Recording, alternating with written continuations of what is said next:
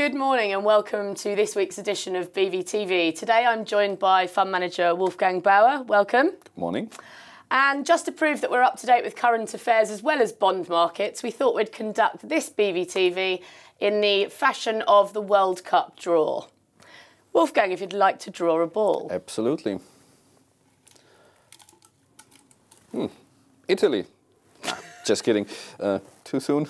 Anyway, it is actually Germany. What are the odds? But I think Germany is really indeed an interesting case at the moment because there seems to be a clear dichotomy between economic strength on the one hand and political paralysis on the other hand. If you look at economic sentiment indicators, consumer confidence, the trend has been very positive. The German manufacturing PMI is going from strength to strength. 62.5 was the last reading on Friday. Also, the economic growth in Germany is robust. The unemployment rate is really low. So economically, the picture is very benign. But then there is that rather messy political situation after the elections in September. And I just want to point out this is not normal for post-war German politics. Typically, it becomes pretty clear what's going to happen after an election. This time, we don't know which parties will be involved. I think next week's will be really interesting. We should get some clarity towards whether the Social Democrats will eventually backpedal and continue their coalition with Merkel's conservative bloc, or whether we're heading indeed towards a minority government or snap elections, both of which would be uncharted territory in post-war German politics.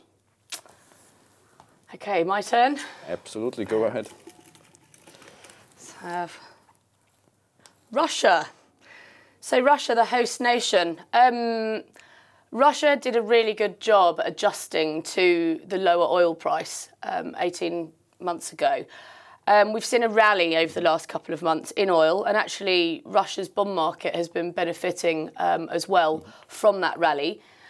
So Russia are in fairly good shape. Looking forward to 2018, we do expect the growth to continue and to strengthen. And actually, of course, because we've got World Cup 2018, you would expect the economy to benefit from that, not only from tourism, also from the construction of those stadiums. They also have had an increase in public sector wages as well. So I think that will probably translate through the next year and leave them in fairly good shape. So, thank you. Would you like a go? Absolutely. It's a shame we can't draw the United States, otherwise we could talk about the latest developments in the Mueller investigation or the tax reform bill. But it's another lucky draw. It's England. I think there was one big topic affecting England in a broader sense, the United Kingdom last week. And I'm not referring to the engagement of Prince Harry, by the way. I'm talking about the Brexit negotiations. Yeah. I think it is not very controversial to say that so far the negotiations between the European Union and the United Kingdom haven't been going particularly smoothly.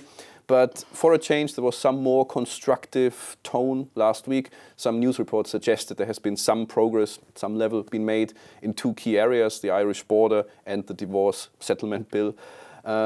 We shall see. The markets, especially the FX market, have reacted to the news. Cable, that is sterling against the US dollar, appreciated by more than 1% last week. The sterling also appreciated against the euro by around 1.4%. So it shows once again how sensitive sterling is to that news flow around Brexit. And Theresa May is in Brussels. She will talk to Jean-Claude Juncker today. So I would expect to see some more volatility in the FX markets this week. Yeah, absolutely. So looking at the rest of this week, obviously Wolfgang's mentioned Theresa May and Juncker at the EU summit.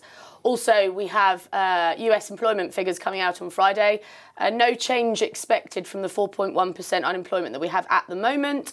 Also, look out for news on the US tax reform, so that could be an important one. Thanks for watching and have a good week.